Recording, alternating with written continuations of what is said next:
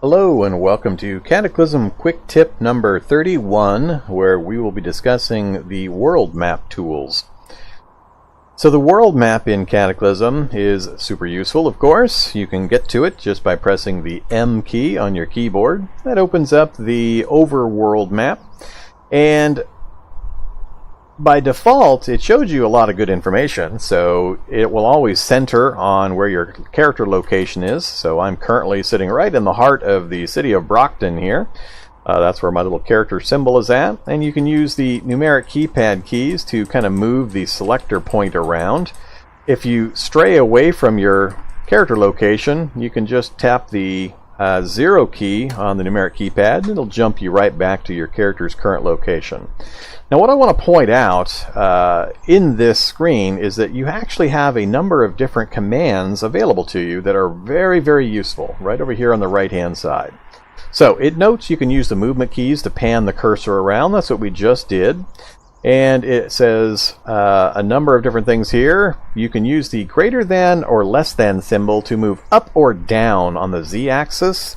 Now, it's not as useful in this particular example. I don't have anything above me or below me. But if you were in a basement, for example, of a house, when you opened your overworld map, it would just show you the slice of the game world that's on the same Z-level axis as that basement. So it'd be almost mostly all blank, except for that one basement location.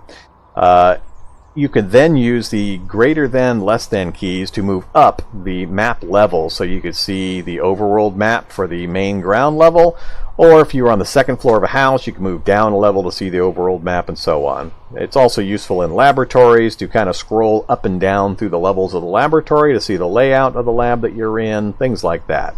Just realize you can move the map Z-level axis up and down with the greater than or less than key. The next one on the list is that 0 key I mentioned. Just tap 0 and it centers on your character's current location. Another super useful one is the search command. You can use that the / key to bring up the search term, and let's say I wanted to find a gas station. So when you type in what you want to search for and press enter, it will list over here the details. So it tells you you're searching for gas. It has 1 out of 1 result highlighted, and it tells you it's 3 to the north of your current location. So if I look on the map, let's cancel this real quick. So we can see our character location is here. That symbol, the blue lowercase v, is a gas station location. So if I move my cursor up there, you can see that it says gas station in Brockton, and it is approximately 3 to my north. 1, 2, 3, and then 1 over to the east. So it's giving me in that search location there, telling me it's 3 to my north. And there's only 1 gas station on my currently revealed overworld map area. If there was more than 1 entry, it would show multiples here, and you could use the keys to cycle between the various targets. So by that I mean, let's do search for house. There are 3 houses available, and you can use the arrow keys, and it will move the highlight cursor right to each of those 3 locations. So if you're looking for a specific location like a library or garage or whatever you're looking for, just use that search key and you'll be able to jump right to it. Okay, next up is creating and editing notes. This is also a super useful function. Let's look at an example of a note I've created, and all you do is use Shift-N to create a note. So I've created one right here. This is the default version of a note. I just typed in normal note in yellow, and you can see that that's there by that little blinking yellow N symbol. So if I were to create a note in this location, I would just do Shift-N for capital N, and then I could type in test note, and there we go. It says test note, and if I move my cursor away, you can see that blinking yellow N there.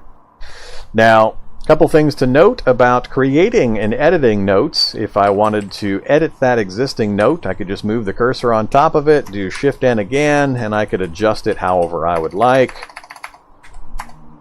I could also move the cursor over it and do Shift-D to delete the note.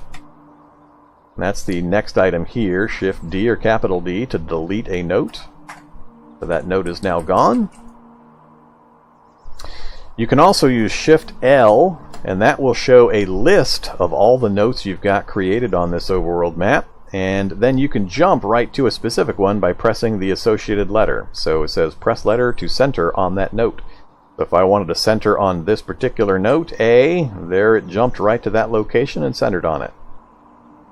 Now the next thing I want to mention when you're doing notes is that you can actually change the symbol and the color of the note.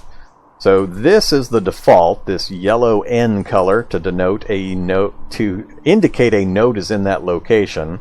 But these also represent notes. I've created a specialized symbol and color for each of these examples, and let's go take a look at them. So if I move to this one, and then do Shift N to bring up the note details, this right here is how I designated to use the letter R and the color lowercase m, which on this list here indicates that the lowercase m is the magenta color.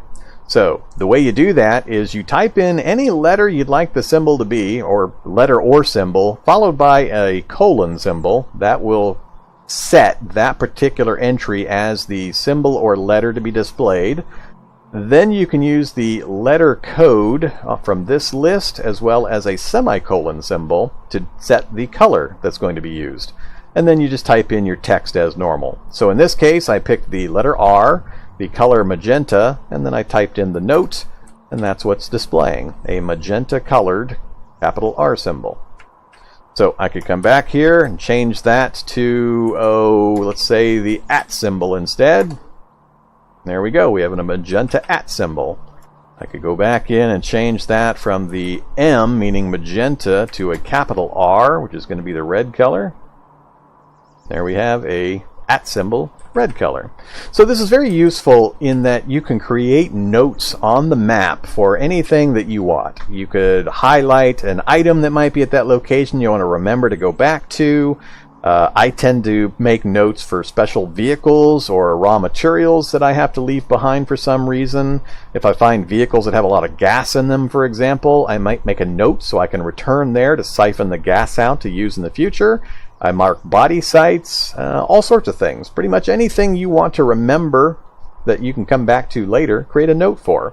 And if you have a lot of notes being created, feel free to use the symbol and color options to set up your own kind of a system so that you can easily spot and return to notes, locations at a future date. Alright, the next things on the list are toggles, and there are a number of them. You can toggle the blinking status, so if you don't like the blinking and you want to get rid of it, just toggle Shift B. That turns the blinking mode off again, so nothing is blinking until you turn it back on with Shift B again. You can toggle the overlays, which is basically any specialized information, including the zombie horde indicators. So by that I mean you see the little Z symbols here, which with wander spawns on indicates the horde location indicators. Let's turn blinking back on. So if I turn overlays off, all of the map symbols, notes disappear, the zombie indicators disappear, and the reason this is important is if you've got underlying info like building types that are being blocked or overwritten by the overlays. So in this case I've got a little Z indicator right here, but if I turn off the overlay I can see that there's a building there of that type.